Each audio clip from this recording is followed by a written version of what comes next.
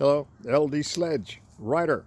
I'll talk to you a little bit about writing. I want to make sure that you get this one point that is so vital and is so overlooked by so many people. What is it? Writing is a communication. It's just a means of sending my red apple I'm thinking about to you over there across space so that you get a copy of my red apple in your mind. You duplicate it, that is, you make a copy of it, and that you actually understand it. Now, we both have a red apple picture in our mind that I have sent to you. So consider writing and sending a red apple across. Hey, it's a via. Writing is a via, a stop. It is a pathway around between me and you to get there.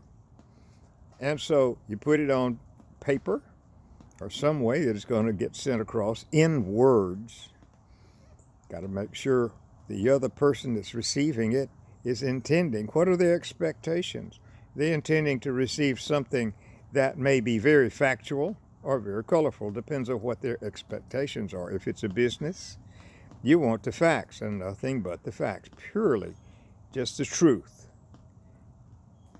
I don't want to know when I get my red apple what its color is, or I don't want to know its source or its history, etc. I want to know maybe how big is it, or some basic facts, no more than that. But if you're sending it to a fiction reader and they want to be entertained, yeah, you got to embellish it some to make sure they read it and make sure they understand it in the way you send it. But the writer many times gets involved in the writing to put himself in there as how clever he is.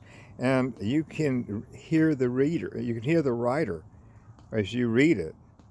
The writer's too involved in it. You want that reader to pick it up and read it and not even know or care who it was that composed it. So these are facts that you should understand, that writing is a via. It's a stop, and it can be a total stop by the way you do it. So whenever you think in terms of, I'm a writer, well, good, but are you also a communicator? And how good a communicator are you really?